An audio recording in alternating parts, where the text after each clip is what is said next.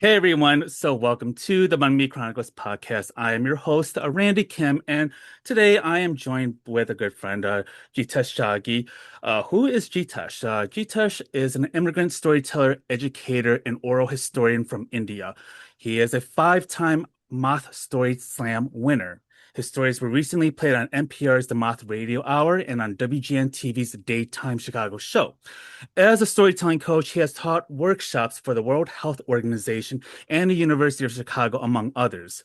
G Touch's one-man show, Suitcase Stories, played at the Steppenwolf Theater and Second City. G Touch was a keynote speaker at the International Educators Conference, NAFSA, and a panelist at the American Writers Program. As an oral historian, he collects the stories of the South Asian diaspora living in Illinois since the 50s and often weaves his own personal tales with those of his immigrant ancestors in his performances. He will share these stories as part of the Illinois Rhodes Scholar for this year into next year. And I knew G Tush like several years ago because I was also in the storytelling scene in Chicago, maybe like several years back. And I think you were just coming into Chicago Yeah. at the time and we were crossing paths, during that period. And, I've seen you taking your storytelling to new heights. And, you've been performing nationally, you've been engaged not only as a storyteller, but also as a coach, as someone who's teaching others about what it means to be an engaged storyteller. So thank you so much for coming on to my show, Jesus. How are you feeling right now? I'm feeling great, Randy. Such a pleasure. I was very excited when you reached out. Um, yeah, I'm really excited to get to talking with you. Yeah, so I want to ask you, like, what early events in your life made you realize that you had a knack or that you had a knack for storytelling? Yeah, that's a good question to start us off. I think storytelling, I explain to people, even when I'm teaching to them, like storytelling is a storytelling with capital S and storytelling with regular spelling. And the regular storytelling, I think I was doing it as a child with my parents. I was telling them stories. I could just never be.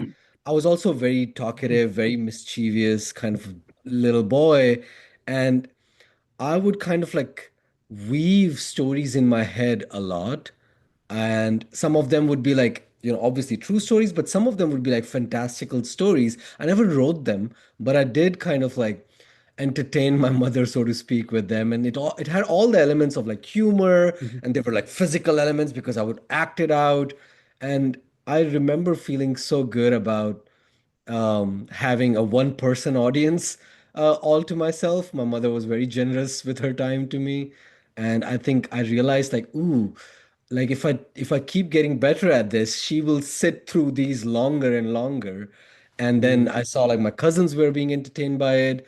And also I want to add that my grandparents and others around me growing up in India, we are such a communal culture that it's such a collective culture that telling each other stories was just our way of being. It was therapy, it was entertainment, it was all of it combined in one.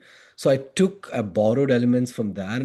And when I came here to America 8 years ago, and I stumbled across capital S storytelling, which is storytelling as is performed on stage, I realized that I had mm, been under training for many, many years. My family, my ancestors, my people, mm, and here I was kind of like practicing it finally. mm. And did your like ancestors or did your grandparents or family members tell stories? Were you listening to their stories? Then, and how did you feel about the way they told stories to you growing up and learning about their roots and learning about their own upbringing? Were they very open about their own experiences? Because I know for a lot of Asian parents, it can be a very difficult topic to bring up, Yeah. for others. And I'm curious about maybe in your situation if storytelling has been very prevalent among your family circle. That's a very astute observation about kind of Asian family dynamics. So my grandparents, especially, even my parents, my uncles, aunts, they would tell two types of stories. One was the mythological lore, our religion, our entire mythos. It was passed on orally. So there is a very strong oral tradition in India, and they would pass on these stories. And these were like fables. These were, stories that have a moral meaning attached to it or a value attached to it. And it was a way for them to break the monotony of you should do this, you should not do this. They knew that they would have a better chance of getting our attention and hooking us in if they kind of delivered these moral values through these stories. So all these mythological tales about 10-headed gods and all of that fascinating mythological lore was passed on through stories. So that was one. And the other part was also stories about everyday people. So they wouldn't just say, I will say it was a way of gossiping. It was like them kind of like communicating what was happening within the community with each other, including the kids who just died recently, whose sister's child just got married to whom. So these like elaborate web of people and stories and connections that could only be told with a narrative. So these two type of stories were being told. However, I want to acknowledge what you also mentioned, which was a lot of important stories, very, very real, um, historical stories were being omitted that I had to Mhm. learn by myself. Stories of Mhm. immigration, stories of just painful stories of what happened in the family, painful stories of I grew up in a refugee camp and I did not know that because they would hide that. Didn't want us to. They had their own reasons, but there were a lot of stories coming back to the point about immigrant families and Asian families specifically, that not being thing that was explicitly out there. Um, that was painful to not know and to have to Mhm. find out. But that did send me on my own storytelling journey. Yeah, I think it's a very important observation that you're bringing up because, like, oftentimes when our history, especially where you're coming from in India or from me, from myself in this case, in Southeast Asia, how often our stories are told from a very white researcher lens, and how that omits a lot of the trauma and a lot of the violence that our people have experienced too under colonization, and see how important it is more than ever to really lift a lot of the history, but also the people who have been doing the brave resistance work, because we do forget that, because oftentimes we're seen as, well, why didn't we stand up to our oppressors? And no, there's actually been people that actually were trying to fight against it. They were just disappeared and omitted from history altogether. And I think that's very important to, like, really crack down, and I could see why the historian in you wants to dig up and see, what can I discover, what can I put to life that our ancestors were silenced from. Yeah, 100%. I mean, India was colonized by the British for 200 years. Our language, our way of life was drastically changed, and the way history was down to us was through the lens of the British Empire, through the Raj, what was called. Mhm. And that so many things get omitted, so many facts get brushed over because they were not conducive to the present day Britain, right? Great Britain. And those are some of the things that you find out through movies, through talking Mhm. to other people, through reading books. And reading books wasn't a big cultural thing when I grew up.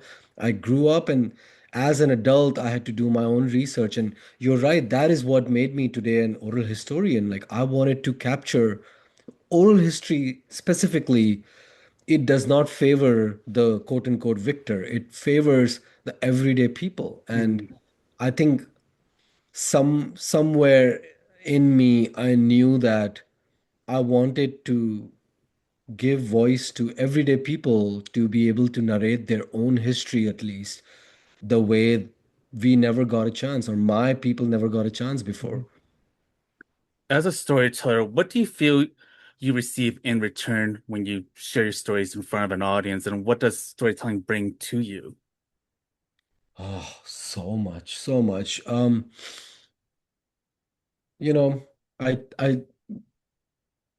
I now, on a day-to-day basis, almost find myself making a case for storytelling to others. I have become this person who almost like proselytizes people like, hey, this is this wonderful thing that you should do more in your work life, in your study life, in your everyday life. So I'm constantly telling people what the benefits might be. And some of them are they're just understood benefits. Some of them are proven by research. And we can talk about all those benefits that, and I also stand to gain from those. Like I have gotten like job offers because I told a good story. I have been included in a friend circle because I told somebody a good story. And these things make me look more believable, more trustworthy, more persuasive. But the most important thing that storytelling gives me is this ability to process what happened to me. This ability to process my own life, my own kind of I look at my own stories now, my own experiences in life through this convex of narrative. I look Mhm. back and now it's easier for me to face some of the things from my past because I'm able to process it through the medium of a story and also share it with people because stories, if they're just written and the laptop is shut, it's not a story. It is a very dormant, Mhm. uh, hardly of much use vehicle. And only when you start to share with people in that live environment is when it comes alive. And that has help me to finish that processing, the whole process of making sense of my life, of what happened to me. I think that's like the primary. Mhm. Yeah. Yeah, no, I really appreciate this part because I think of how storytelling deepens my connections with people, like the idea of being believed and also being able to tap into something that actually resonates with certain people, in whether it's in your community or with outsiders, and also in a way disrupting a harmful narrative that people had thought of, this situation or this current event, or giving more light to something that we would hear on the news, but actually giving a human voice to it. And I think that really changes. I don't want to say it completely changes hearts and minds, but it does help to intercept the harmful narrative that have been ongoing for a very long time. And and I also know that you've been a break dancer for a number of years. I don't know if you're still practicing like professionally, but I wonder about what that means to you in terms of storytelling, because there is a performance element to it. And I know that that's something that you've talked about, time and time again. Yeah. Oh my gosh. Yes. So I was when I was in India in Mumbai, I think around 2008, 2000, somewhere between 2006, 2007, 2008, I was introduced to hip hop as a culture because we just got internet and all of a sudden so many things were being just blasted at us from America. We had the Indian version of MTV and rap and this and that. And I was like, oh my God. And people got to pick and choose what they could relate to. For me, hip hop became the thing that I just like grasped onto very naturally, like immediately on instinct. And breakdancing or b-boying, as it's correctly called, or breaking, specifically really appealed to me because I'd always wanted to be a dancer, but I grew up poor and my neighborhood didn't have dance classes. There were no studios.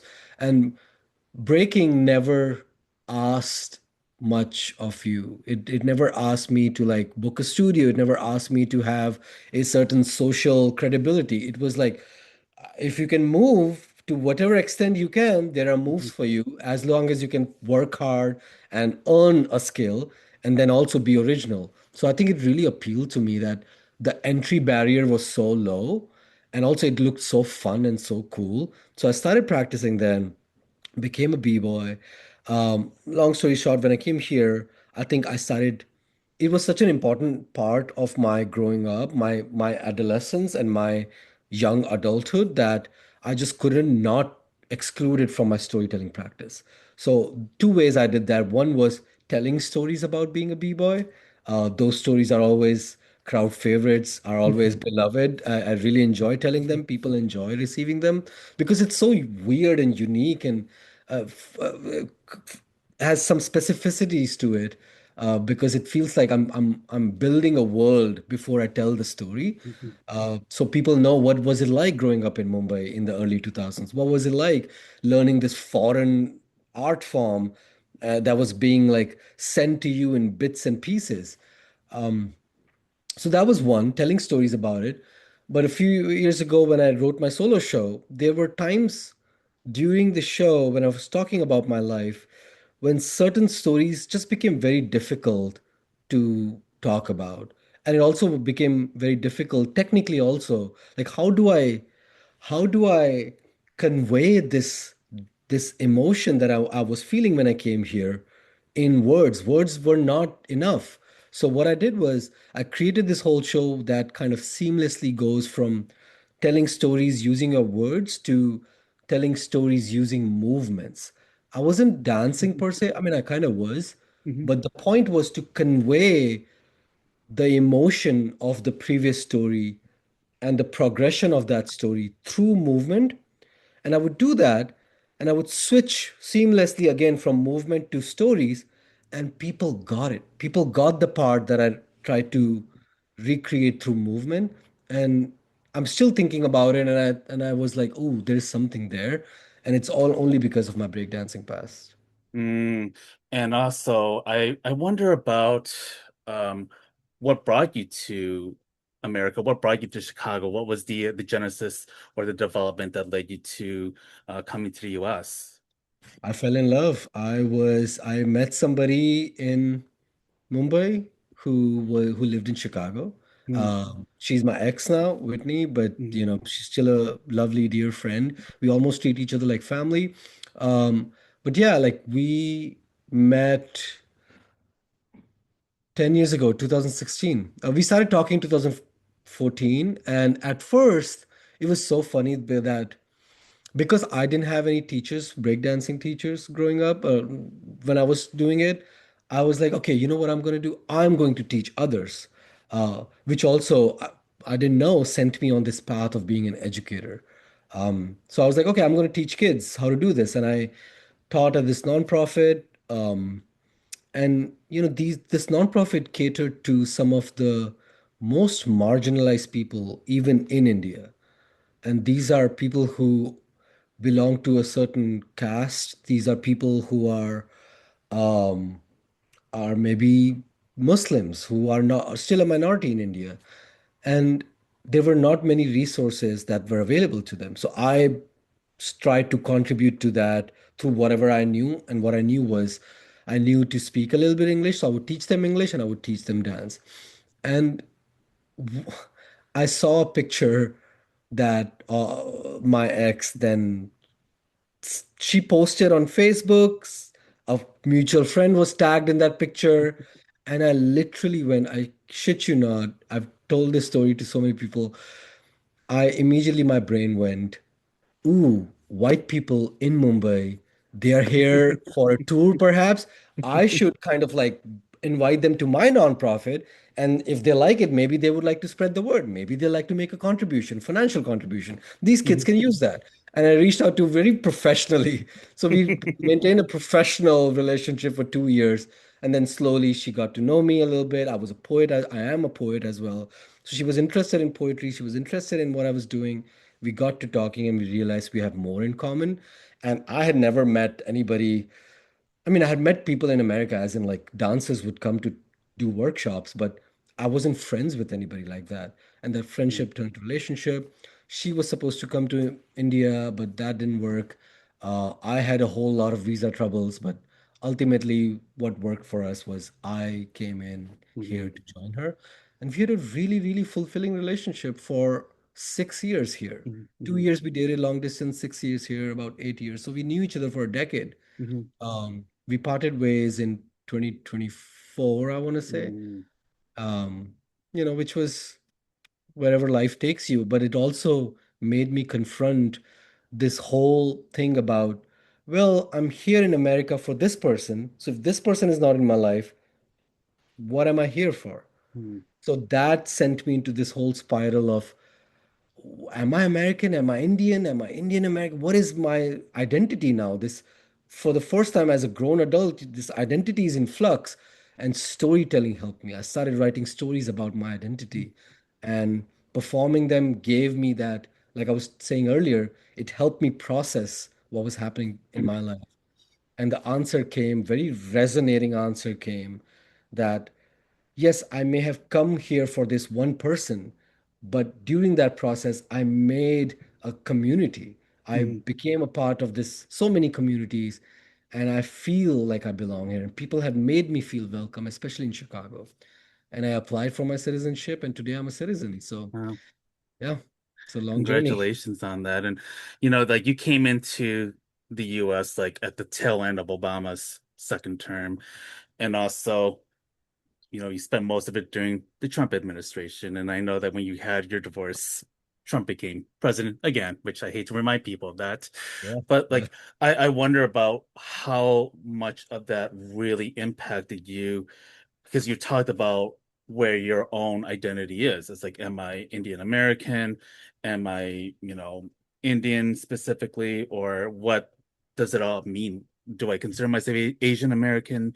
So it's like it's a whole different dynamic that you have to kind of wrestle with as someone who has to, come into the US and trying to really adapt and trying to find out where community is and how people perceive you as. And I wonder about how that whole period was like for you trying to navigate and survive in this community, which feels very dystopian right now with everything that's been going on with the ICE raids and with the anti-immigration sentiments that have been happening nationwide and even globally. Yeah. Oh my God. Such an important question, but also such a multifaceted question. I'll try to answer everything. One was, you know, I fell in love with this person, this American girl, Mhm. when Obama was the president, and it's like Mhm. it's all like everybody's rejoicing, like the world is healing. That's how we all felt. And I wasn't that aware of US politics, you know. Mhm. People out people in America forget that other people have their own lives and their own Mhm. politics to take care of. And I think American essentialism makes everyone feel like, oh, they must be worried about the same things, right? Like, no, we barely knew. We knew Clinton because he came to India once and everybody was like, who's this handsome man? Same for Obama, except he's like black. So he's like, oh my God, like, so that Mhm. is happening. Like a black man could be the at the topmost position in America. So those were fascinating, and we could always feel ripple effects of whatever happens in America, but we were not preoccupied by it, right? So I didn't know how much Trump's first presidency, the first term, was going to impact my own life directly because when I started applying for visas to come here, that was 2016, and Mhm. that was when he just came in power. And that was how my visa battles lasted 2 full years. Mhm. From Mhm. 2016 to 2018, 2 full years. Thrice my visa was rejected. And I want to like especially shout out to folks here who don't understand this, that when people from Asia, from Africa, when they apply for visas, please know that they're not just, and it gets rejected, they're not just mourning the whole crushing of their dream. They are losing hundreds of Mhm. thousands of dollars every year. Mhm. I applied for three visas got rejected. Mhm. Each visa costed me like I forgot how, but like $700. And also I had to book hotels and flights, all of that I didn't know that it would get rejected. So none of that was refundable. I Mhm. kept losing so much money that I didn't have. Mhm. And sure, the biggest crushing news becomes the heartbreak that I won't get to see the person I love. America Mhm. wasn't the point. The point was to be with somebody I loved. And to keep getting rejected was so insulting for nothing. Mhm. Um, because very explicitly, this is not an assumption, very explicitly, the visa agent would tell me over and over, we have no reason to believe that you will go visit your person that you claim is your lover and you will come back. You are basically going to stay back and you're going to look for employment and you will overstay your visa. Mhm. I had been to France. I had been to Hong Kong. I had been to Mhm. so many other countries. Everything was right there on my passport. None of it mattered because America Mhm. was special. So Mhm. that lasted 2 years long. And finally, I made it here. And then another battle to get the green card, another battle to get the citizenship. Mhm, All of this was easier for me because my partner, my ex-partner, she was an American citizen. mhm, But had I chosen a different route like H-1B, which I wasn't, that should tell you a lot. All my work was in India. Like I didn't care to like work in America or study in America. mhm. All all I cared about was to be with my person who happened to be in America. Yeah, But yeah. I ended up paying the price personally also when Trump Mhm. became president. Yeah, and I think that these stories are so important because I often hear from people, well, why didn't they do it, especially from my own community, but like, well, why didn't they do it our way, or why didn't they do it the easy way? Well, Legally. and I also like, to be honest with you, and I have had this conversation ad nauseum, and it's like immigrants are treated very differently, especially with every presidential administration, and also the last immigration reform was in 1986. So you're talking about 40 years here. Very, very obsolete now, and it's not accounting for, the different waves of immigration that have happened since then and what to account for. And it's not very easy. It's very costly. You're trying to hopefully get your employer to sponsor you, which means that they have to spend money. And Yep. why should they pick you over someone who is already a US citizen? So Exactly. like it's a very dehumanizing experience because you're told that you're not this, that you're not that special. And I can go on a long tangent, but it is a very deeply impacting story that I'm really glad that you've been able to shed light on in your own storytelling world. And you know, with Chicago, I was curious about your thoughts about the Chicago storytelling scene. What did you experience, stepping into this platform? Yeah, I kind of stumbled into storytelling. I didn't know there was a scene. I didn't know storytelling was a thing. Um, the person I came here for, she was a lover of storytelling. She would listen to The Moth on NPR. I remember we would like have these long distance chats, like phone conversations, or and Saturday when it was Saturday morning here or Sunday morning, I forgot. I would always be like, "Who else is in your apartment? Who am I hearing talk?" And she's like, "No, no, no. This is storytelling. People get on stage and they share their personal stories." And I was like, "That's fascinating." So I came here and kind of like, so she was my introduction to it, and then I realized, wait, this is, I really like it. I was already a spoken word artist. I was a poet, but not I hadn't like fully invested myself in it. But storytelling really captured me. And then I did realize that there was a scene as well. There were so many events, and almost every night of the week there were 2 to 3 storytelling events. And then the pandemic happened, and they all went away.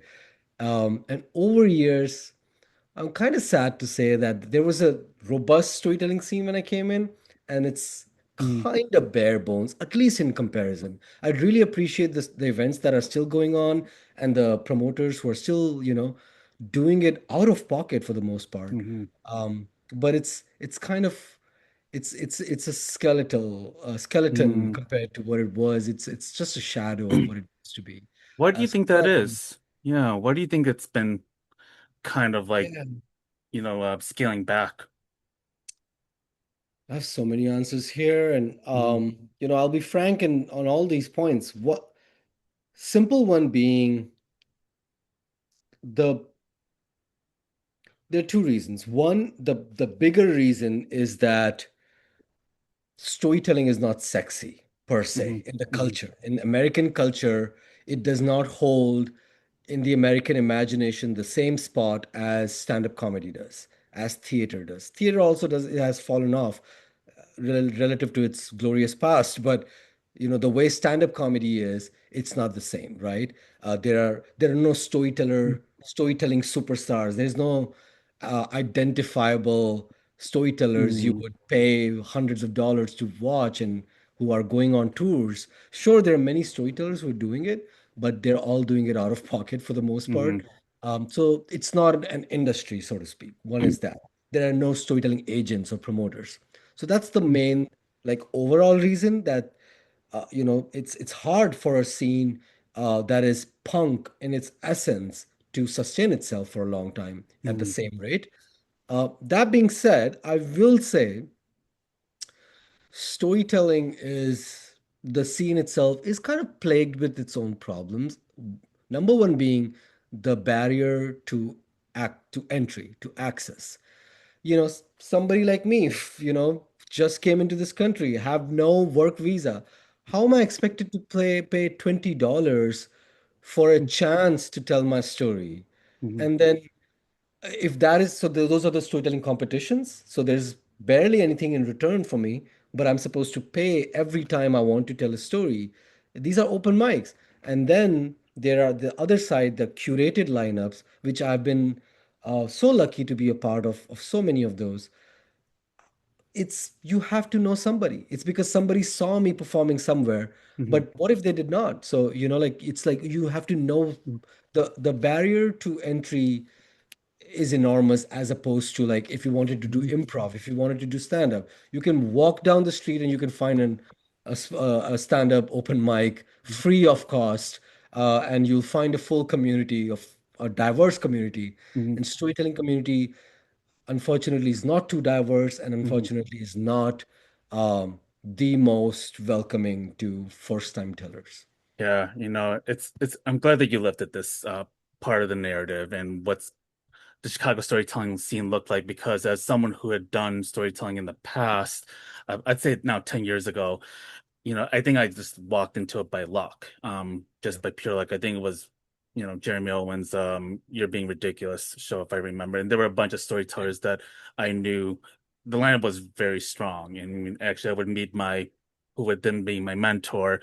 And I think when she was also going into storytelling, I was very curious about that world because I felt like now I'm more confident about what I had to say.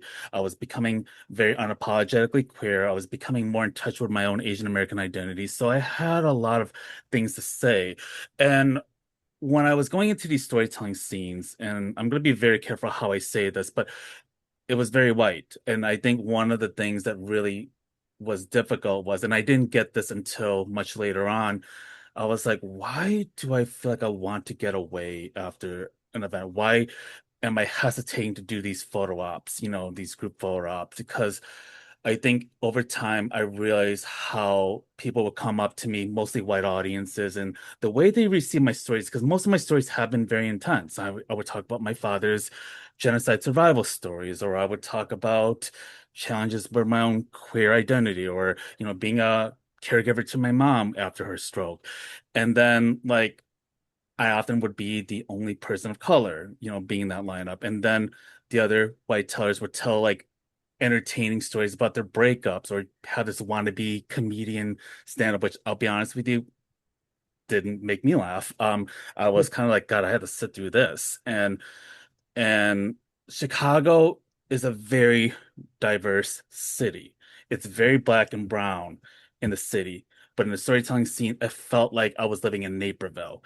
I felt like I was living in Wilmette or somewhere in Lake County. It just did not fit the way our city is. And I felt it was very limiting. And I've been very critical about that. I think this is something that led me to just exit most of it together because I'm like, yeah, I'm not feeling this. I'm not seeing people that really need to tell these stories because I know that, when I was working with my former mentor, we were trying to create those spaces. I know you were in one of our shows and there was so much value. There was a lot of excitement seeing like an Asian American, Asian diaspora storytelling show because that wasn't done before. And the thing was that a lot of these storytelling producers were never tapping into the Black communities or Latino communities or the Asian communities. And I think that is a shame. It shouldn't have to be gate kept, but that was the situation that I ran into. So sorry for my little rant there, but that was kind No, of like the scope of thank you what for I sharing. saw, Yeah, and I keep wonder going. how do you just navigate, the tokenization and having to sit through stories that just wasn't connecting. And when you're telling the stories that are very personal and traumatic, and I think that there is this feeling that we're performing trauma in front of white audiences. And that's something that never sat well with me. Like, I No. don't want people to come back and say, I'm so sorry to hear about what happened. And I'm like, stop it. It just didn't sit well with me. So I think that yeah, there was a period of time where I'm like, yeah, Yeah. I can't deal with this. There was this one time I told a story, and it was very. I didn't believe I couldn't believe myself that I wrote that story and I performed it. It was very personal and it was very vulnerable. It had like so many layers to it because I grew up in a Hindu household, and that story involved like eating meat, came from a vegetarian background, things like that. And I was telling this story about confronting my own past, my own people, and my own culture's rigidity about certain things. And that's my story to tell. And I told that story, and I told that story just mostly for myself, for allowing myself to have that courage to like say it, like, oh, I have been defiant, and this is where I want to be, and defiant of my own culture, where I come from, because I was still very new to America. And I remember this lady came up to me after the show. People were usually coming and saying like, that was great, congratulations, blah blah blah. And she walked up to me like without hesitation, and she was like, I'm glad you spoke up about that. I know what you should do next. Your next story should be about the caste system in India. And she said that and she walked away. And felt so small. I felt so patronized. I felt like I was this vehicle to talk about the ills of my background and like have this dirty laundry out for view of these people. And I was having a very Dave Chappelle kind of moment, and I was like, oh my God, like, is this what they think I'm doing? Do they think that I'm telling these stories so they know how shitty some of the things are in my part of the world? Like, they should know that I'm telling these stories because I am wrestling with it, not because you need to hear what's happening in my part of the world. This is my lived experience. And as I wrestle with it, I'm making sense of it. I'm putting it in an artistic, form and presenting it. And it does something for me and others who might relate to standing up against your own culture's rigidity. It's not for you to tell me, oh, check mark. I know this about like what exists in your part of the world. What about this other stuff? It just felt very like it Yeah. cheapened the whole experience. So Mhm. that's what comes to mind when you say that. And the answer to like how I do this is just I know, and I know people such as yourself who have been forced out in a way, and you're not out of the storytelling scene. You are very much welcome. And tomorrow you can be like, I want to tell a story, and you'll be welcome back in, at least by people like me. But seeing what you just shared, I want to use that as an example. This is what happens. People like us then become further marginalized, and you are swept away from the scene, and it becomes a snake eating its own tail. It becomes a very self Mhm. congratulating circle jerk. And it's like, no, I am very much here to stay. And yeah, I will educate people. And sometimes I'll have to take these like whatever you want to call them, these weird remarks, but Mhm. I have a larger purpose Yeah. here that I have found, and that's a very personal purpose sure, I have made it my career, but that's not where it started. It started Mhm. because it allowed me, a boy who had no access to therapy growing up, Mhm. to look at the things that were not compartmentalize in my head because I had nowhere to put them. And storytelling gave me this medium to finally compartmentalize them, make sense of it, neatly package it for my own self and Mhm. share it with others. I'd be damned if anybody causes me to run away from that just because of Mhm. their poor behavior.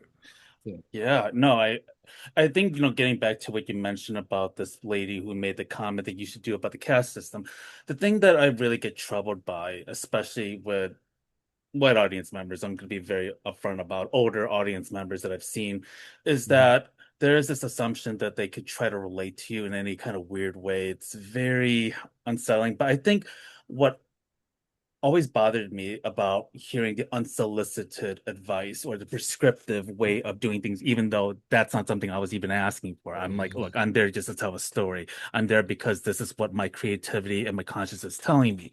What I will say to that is that, like, it should not be a responsibility to talk about our entire community. Like, one person's voice does not make the entire goddamn country. Like, you're not representing the entire country of India, you know? I'm not representing the entire country of Cambodia or Vietnam, you know? So it's like, I think it's very unfair because I wouldn't, place this white person who lives in Naperville be like, okay, tell us everything about, you know, freaking Britain, or Yeah. Germany, tell me Yeah. about your ancestors. So Tell me we're about not, your yeah, people. exactly. So I find it so reductive and it's so like it's something that I've always got very annoyed with. So usually I tend to like if I'm usually at a show, if I end up having to be at a show, like I try to kind of like either talk to my friends or be like, yep, I'm gonna take the beeline, I'm gonna get the hell out of here and not talk Yeah. to anyone before I start saying something that's gonna get me in trouble. So Sure, yeah. And so it yeah. sucks that you have Mhm. to feel that way, honestly. Oh yeah. Yeah, no, I think that yeah, I don't think it should be our responsibility to tell those stories. And I think that's what's very important for storytellers is Yeah. we are not this, monolithic story here, that we all have very, very, very different layers. We're just only telling one little strand of it. And I think that's a very important point that you're also making here.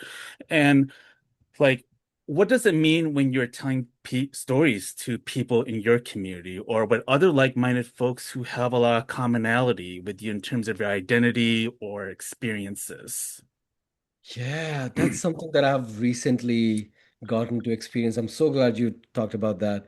As I started to expand my storytelling practice, and the storytelling scene was becoming a little bit suffocating because it was the same old. And it's Hmm. like, okay, the lineups are becoming the same, Hmm. stories are becoming the same. Like, let me like see what's else out there, and who else wants to hear stories. And one of the audiences I was so happy to find was people from South Asia. Hmm. South Asian are people, known storytellers in general. I got to be part of my community and bring storytelling to them, and they hear these stories. First of all, the art itself, they're like, "Oh wait, so you could do that? So that's the thing. So people can go up on stage and share a slice of your life and present it in an artistic way that is very personal and true to them." That is fantastic. And also, most importantly, the things that I have lived through are being spoken as if that's normal. You know what I mean? Like that really does something to a person. The first few times I started performing in South Asian spaces, oh my God, like, and especially stories that have like elements of food or family. Oh my God, people eat it up. No pun intended. They're like, Hmm. "Oh my God, I can't believe you talked about that. I can't believe you went through that too." Like I had the exact same experience. I also tried to recreate a recipe from my mom here and I messed it up or blah blah. That was my story. And it's so cute. I love it, but I Hmm. know it is healing. It is making people feel seen. Hmm. And what a gift. What a beautiful gift. I never got to have that gift when I was telling stories for so many years.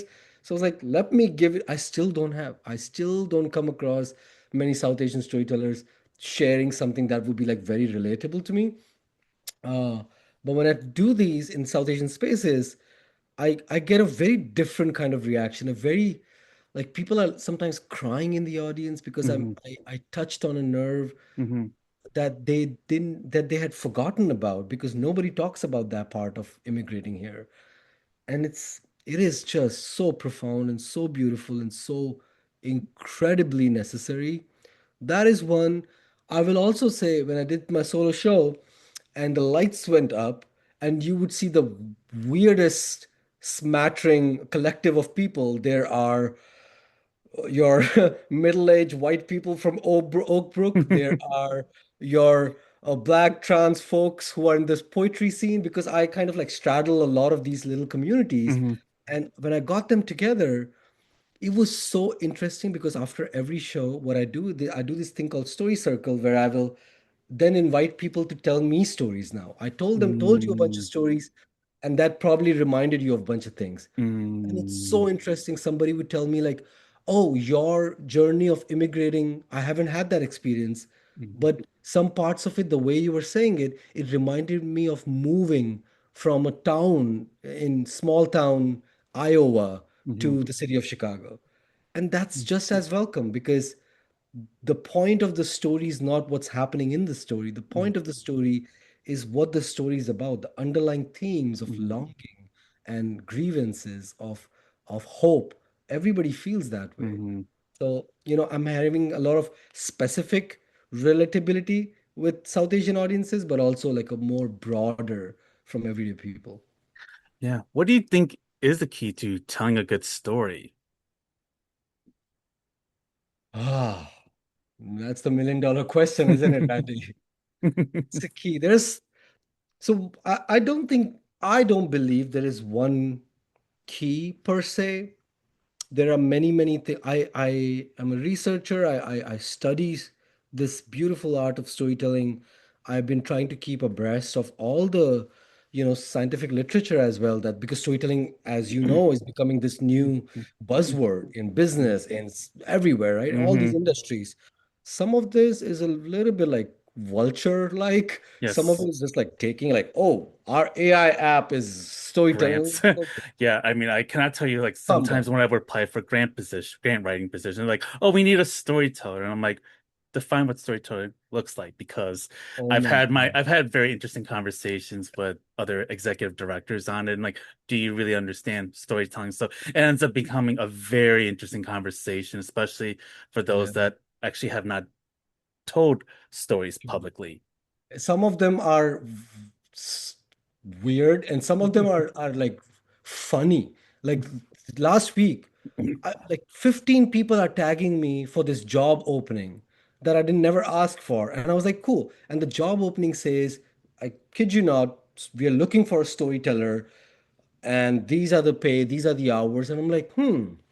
And I click on it and I was like, they were looking for a receptionist to welcome people. And I'm like, give me a break now. Come on now. Just call it what it is. People in marketing are now hiring as storytellers. Just say you're looking for a copywriter, a copy editor, a marketing person. Anyway, but so I'm trying to like so it's very confounding to keep track of all of that, but I'm trying to like think about this. I'm trying to read about this. I'm trying to research this. And I'm trying to like really share with people because storytelling is a hard thing to do. A good story is a good story, a story that really moves you. And so much so that you change your perspective about something. Mm, It shakes up your belief system. That is how powerful a good story is. So it's hard to kind of like boil it down to a thing. Right now, my main fascination is with how people are trying to, when they're trying to write a good story and they're trying to like uh, have their story relate to as many people as they can, they try to water down their own stories by making it very kind of like easy to attach yourself to. It becomes a very like lowest common denominator thing where people are using references that many, many more people will understand. And in my storytelling practice, I try to teach people how you are supposed to do the stark opposite of that. The more specific your story is to your surroundings where you grew up, the more specific it is to your personality, the more detailed it is. And that detail that can't be recreated from an internet search that you only lived, the more it represents a very unique kind of confluence of where you grew up, what your upbringing was, the more it's relatable, the more it invites people in. I was listening to songs by like Tupac and relating to it in India.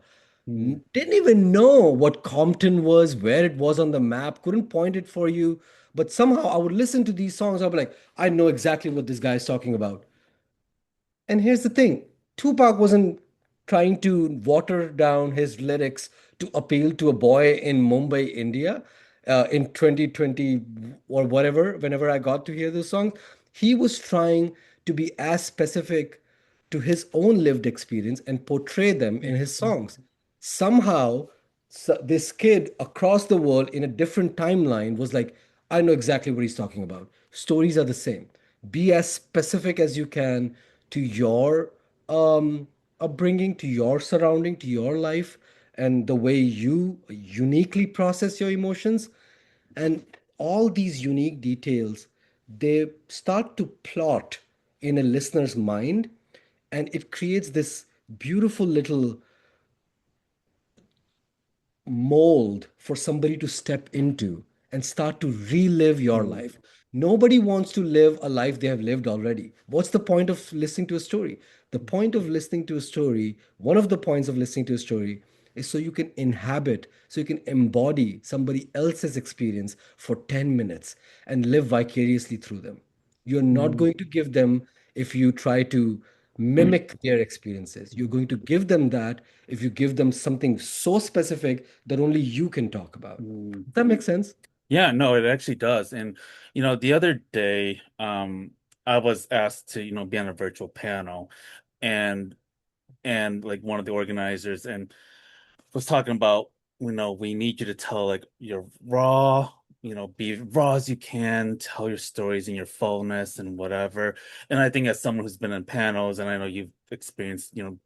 doing this, and I'm like, one of the things I've always tried to be very cognizant of is that even though some of the stories that I do tell have trauma, there's context of trauma involved in it, but also like for me, I don't want to just stay in it. Like I also know that there's Mm. joy, there's abundance, and there's some introspection in those stories. And this is something that I also have to wrestle with because telling stories can be very triggering.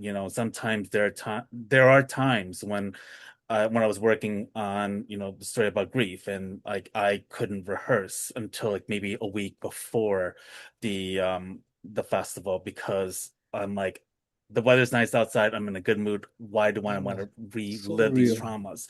And so I think like, one of the things is that, there was a person that was telling every detail of trauma. And I also think to myself, what does that do to the audience?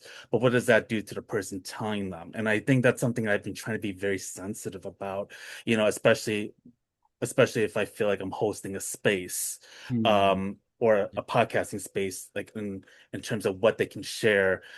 But I think one of the things that a friend told me is that, you know, we do not have to get into the depths of our trauma to think that we deserve healing. Like healing is our right. So we shouldn't have to prove it to anyone. So, but yeah, I think that there is like a line between like how much can you share without it really mentally hurting you. Yeah, Yeah. I'm so glad, Randy, you brought this up because I really wanted to talk about this. Um, Storytelling is ultimately it's an artistic practice. It's an art form. And sure, it for my own self, right? I just talk about like how it helps me process my emotions and my life experiences. And I think everybody is so welcome to use that and use that as a tool almost. I will say what you said kind of reminded me of. One is that I'm with you, the whole they call it like trauma porn now. Hmm. Hmm. I'm like, oh my God, it's so horrifying. Like, anyway, um, I will say there is a difference between and event spaces and event producers really, really should be cognizant of this. Hmm. I don't think it does the storyteller or the story listener or the event producer much good if the space is only made for somebody to basically do the equivalent of reading your journal diary entry. Hmm. It can be your story. And again, I'm trying to be I'm trying to Yeah. be cautious in how I say this because I don't want to make anybody feel like, oh, if something terrible Right. happened to your life and you want to share it, please, my God, don't let me stop it. I welcome you, in fact. Hmm. But let's also not forget storytelling is an art form like theater is, right? Like Hmm. poetry is. And it's on the performer, it's on the story performer, the word itself, it's on the storyteller to also make sure that they have, to some extent, processed the event before sharing it with the public, Hmm. which also gives us this opportunity, this delightful opportunity to to make it so artistic. So I'll give you an example. I Hmm. tell stories. These are personal stories, and these are often political stories, and these are often stories where that involves a lot of painful life experiences, either in mine, in my family's, in the world I inhabit. And I try to weave all these together. But anybody who's heard me, they know I I use humor as a tool. Hmm. Like you were talking about like joy, right? Hmm. Humor becomes that pillow I get to grab onto while I'm sharing something really traumatic. Hmm. And it makes the telling of the story easy for me. It Hmm. takes the receiving of the story easier for people. Hmm. And I Hmm. think that's a responsibility of mine, of the event promoter, of the people, to make sure that we are processing our truths and also treating storytelling and giving it the respect of an art form. So Hmm. if even if that means I'm sorry if I'm going this on a tangent, but Oh I no. teach people when I teach storytelling that stories in storytelling are true, and this is controversial maybe to some. They are true in the way a documentary is true. They are not factual. Hmm. When you watch a documentary on race horse riding, Hmm. you are not expecting a minute by minute account of what happens on Hmm. that racetrack. Hmm. What you're expecting from the documentary is to distill the essence of why people race horses in the first place, who are the players involved, and what are the dark elements to it, what are the joyful elements to it. Similarly, in a story, your job is not to give your journal entry, read Hmm. out like this is what happened in my breakup and fuck my boyfriend. And it's like, sure, I welcome you still, but process it a little bit. Maybe at that stage, it's Or for us therapy session, maybe processing at that therapy. stage, the listener, the audience, the correct audience is a best friend, a parent, a therapist, uh, process through it, live through it. We always say this adage, stories about wounds, not scars. Hmm. Let the scars heal a little bit, Hmm. make sense of it, contextualize your own suffering or trauma, and then tell a story. Because when you do that, and then you look back at it, you're able to find humor in it. You're able to find a glimpse of ray of sunshine in it. You're able to learn yourself. And some event producers also don't agree with me on that, and that's fine. Hmm. But I will continue to raise this to an art form as much as I can. And I will always use humor because it makes it easier for me to Hmm. do. Yeah, no, I am so glad that you brought this up, and I'm really thankful for your perspective on this because like as someone who wants to be authentic in telling my stories, but I also know that I have the control, I have the creative control of what I get to tell and how I tell it. And I think that I realize that not everything needs to be, shared. Like some of it's like, okay, I'm probably not ready to tell this story. Maybe at another time I might be able to. But I love the idea of like, adding humor, adding some level of joy, adding some very thoughtful memories in this because I Yeah. do think that there are moments in our lives, in our journey that do need to be celebrated, that do need Yeah. to be acknowledged, not as a way to erase or to disappear all the bad things that have happened to us, but it adds context. It's part of what makes us human and what makes us very connected to where we are today. So I really appreciate this part a lot because Yeah. this is something that is a very much an ongoing conversation that I try to Exactly. have when I'm in community spaces or when I run my own podcast and talk to other colleagues about this because I do get very sensitive about how a person's feeling after telling a story, or at least Yes. getting a scope of it. And it's like, okay, let's see how you're really feeling, because storytelling is not necessarily a cure for everything. It's basically can open up Yes. wounds that you maybe not be ready to confront. And I've myself have been through that. And Therapeutic, not therapy. Therapy is yes. therapy. Please make sure that you're not like making that the only storytelling, the only, way to process this. I was Yeah. reading, I think Brené Brown Mhm. was talking about how, to your point also, Brené Brown was saying about how like not everybody deserves to know your raw, Hmm. uncut, traumatic past, right? Hmm. Like we have to be very careful with whom we share these very personal Hmm. things. Not everybody deserves to hear them. Maybe a best friend, maybe a group that is dedicated to that cause. But also, I hear this from a lot of writing teachers, and I kind of agree with them. And this sounds so harsh, but often they will tell people who, for example, want to write a memoir. And okay, Hmm. what's the memoir about? If the memoir is about, say, my grandma suffering from cancer, Hmm. and that is a good, that gives me some understanding of why you would like to write that book. Hmm. But that doesn't give me anything about why somebody else should read that book.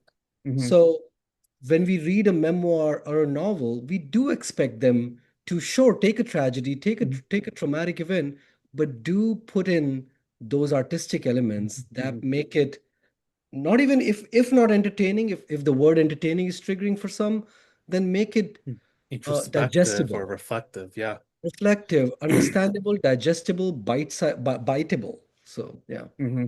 Yeah. And also, I know when it comes to storytelling, how does this impact the relationship with the people in your life? How do you think this has changed the way you view your own relationships on a professional and personal level? Oh, that's a difficult question. Mm,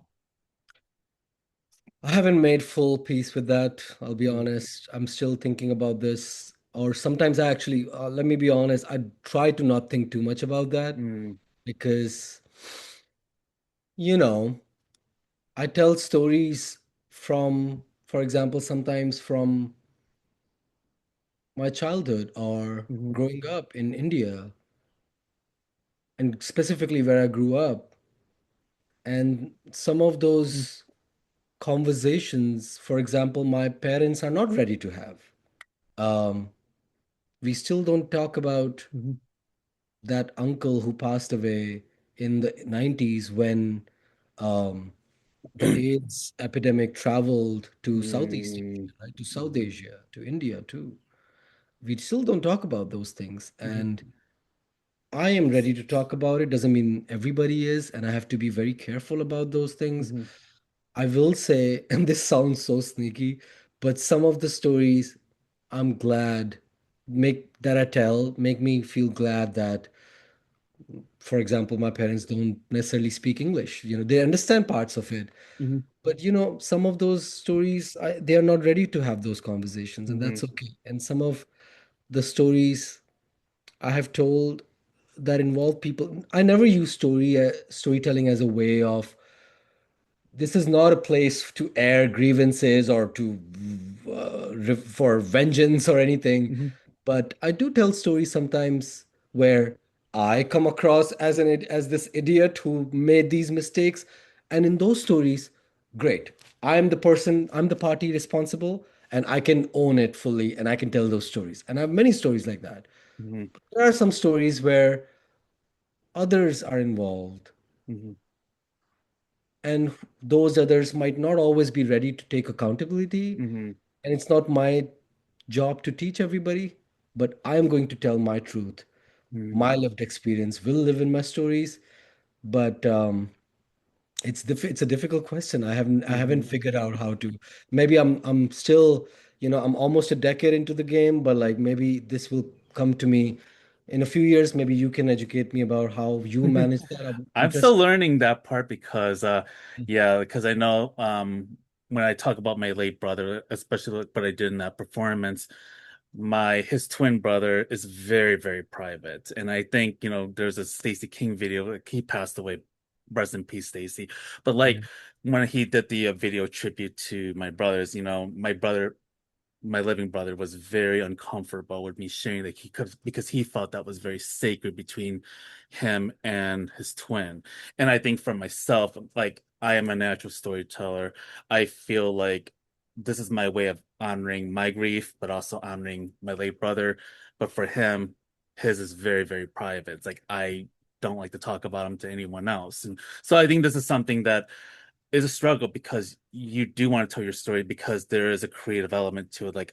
Well, there's also stubbornness that I have too, but Sure. I also want to be very sensitive to who it affects too. And Yeah. am I doing it in a very consenting way? Am I doing it with the level of care that it deserves? So I don't think that there's a right answer for it. I just hope Yeah. that the decisions that we make when we tell stories come from a good place and hopefully down the road that will people will see that. And I don't think that's an easy question to answer, but that's certainly something I've been thinking about a lot lately because I do want to do a one person show about Yeah. grief, loss, mental health, but there's Yeah. also other people in my life that may feel very strongly about like, okay, I don't think that you need to involve this story or that story or even my more humorous stories, and I know that my brother will be like, you better not tell this story, and I'm like, but I need to because this is how the absurdity of it happens. So I'm gonna have this back and forth, and but I Yeah. don't think this is gonna be perfect. I think that having hard conversations with the people in our lives who are used to being very private about it and want to stay private can be a very whew, I think it involves a lot of care, and I don't think there's Yeah. any prescriptive way of saying it. Yeah. I'll give a hopeful example too, because like I'm so this is one like kind of like like a dark area of storytelling for me personally because I'm still making sense. So I really appreciate your perspective here, and I see that you are also still kind of coming to terms with it. But I do want to like also share a hopeful example in this Mhm, same um, line of questioning, which is when I was doing my solo show. I did my solo show while I was still married, and then my marriage ended, and I was mhm, like, half of the show talks about why I came to America. Half of the show talks about why I continued to stay, chose to stay in America. The first half, why I came in, cannot be talked about without talking about my partner because mhm, she was the reason here. So after our marriage ended, I was like, okay, obviously the show is done. I'm not going to do this again. And props to my partner, my ex-partner, when she was like, "Hey, like you should know that you should do this." I had mhm, the context is I just had received a grant from DK's, the individual artist program, and they mhm, gave a small funding to artists to produce a show. And I had this money, and I'm like, "But I don't want to do this now." And I told her, and she's like, "You have." Basically, she gave me her blessings to mhm, do this show, and it was so funny because I was like, "Okay, I'm gonna like." Because I'd already like preemptively thought that she would not want to be associated with the show anymore. So I was like, I'm gonna give you three name options. Pick a fictional name. And she was like, dare not. My name is Whitney, and you will represent me as mhm. is in your Wow. show. Wow. And it was such a tender, beautiful moment. And I went on stage one last time with this show, as it was like really, catching steam. And I told this show and I used her name, her real name. And I told people like, this is the last time I'm doing this show. Not because me and my partner, we are exes now, but because I want to move on. But I want you to know that she was gracious enough to say, you should do this show. This is a meaningful show, and this is beyond you and me. Mhm, This story affects others, everyday Americans, when they hear it. And so I hope for more mhm. of such people in my life and your life and other storytellers' life to who are understanding and accommodating like that. Yeah. And advice is, what would you tell someone who's looking to tell their story for the first time and doing so, whether it's on TikTok or like in person? Um, I will say first things first is that storytelling lives in the sharing of it. There is no, I'm gonna spend years mastering how to write this beautiful prose. I'm going to spend years practicing in front of my mirror. And one day when I'm ready, I'm going. Storytelling, the story becomes a story in the sharing, in the process of it. So you will have to get used to this. I say as a perfectionist, you'll have to get used to just being not too good, like being like a bumbling mess, perhaps, a babbling idiot, if that's what you look like. If that's how you think you are being perceived, then so be it. But there is no shortcut to that. The telling of the story is in the telling of it. That's where it lives. So get out there, and if you don't want to get out there, then social media. You pointed TikTok. I'm not very good at that stuff, but I'm learning. But even there, it's in the telling that it becomes alive. That is one. Second is kind of learn from people. Like I teach storytelling, so many others folks teach storytelling. This specific brand of storytelling, because when you say storytelling, it has many different connotations. Some teach like folklore and they call it storytelling, and they get to do that because those are stories too. But the stories that we do usually talk about, we are talking about true personal stories. Um, there are not many teachers, but there are some. Reach out to them, learn from the best, and also just know that this is how I learn. I'm doing is I'm borrowing techniques. I'm going to attend theater shows. I'm learning from actors. I'm learning from comedians. I'm learning from people who just are good at sharing their truths. I'm learning from poets. I'm doing those other art forms as well so I can bring in all of these practices into my writing and ultimately into my storytelling. So that's what I would say. It's really you can have a lot of fun stumbling into it, learning about it, practicing it. It's a lot of fun, but definitely go about trying it and learning it. Yeah, and as we start to wrap up, anything that you're working on for the rest of this year, and where can people follow you? Thank you for asking that. Yes, I was. I tried all this while to manage like storytelling and a day job, and I've been doing okay. But I think I want to take it to the next level now. I want to make storytelling my life, and I am really expanding my practice now. You found me at a time Mhm, just as I was standing at that cusp. I'm expanding my practice. I'm doing keynotes, storytelling keynotes. I'm teaching people how to do storytelling by doing workshops. I'm doing one-on-one workshops that people can reach out to me on my Instagram, my LinkedIn. I am also available for storytelling keynotes and storytelling workshops, whether for your organization, your group, your friends, or simply for you.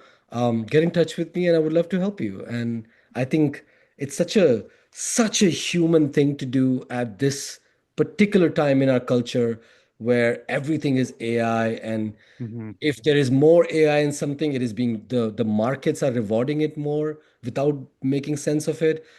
All of that, while this is prevalent, stories are going to remain a human centric art mhm, form. Storytelling is going to remain a human focused art form, regardless of how good a story an AI can make up.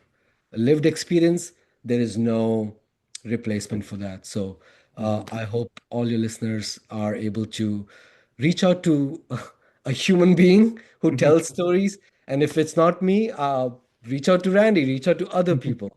But if you choose to, I'm also available. And I thank you for putting my name out there. Yeah, no, thank you so much for being on my show and just really sharing so much of your own wisdom, your experiences, and also as someone who has been, storytelling every now and then, it it it helps to be seen and it helps to feel seen, but also because I really do value the art of storytelling and what it does in terms of community building, in terms of innovation, and I mean creativity is where, the real fight, happens. Like you need to have the creativity, you need to be able to hold these kinds of spaces because for stories to be seen, it's also history that's being made, and it's also how we think about how the future we want to create, the imagination that we have for the world that we want to live in. And so that's something that I really think about, and I really am so thankful for your graciousness. I hope people get to follow your work, get to consult you,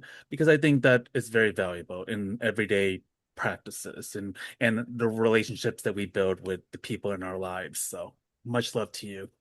Oh my God. Thank you so much, Randy. I appreciate all the work you're doing and also for chopping it up with me. It helped me kind of make sense a lot of things.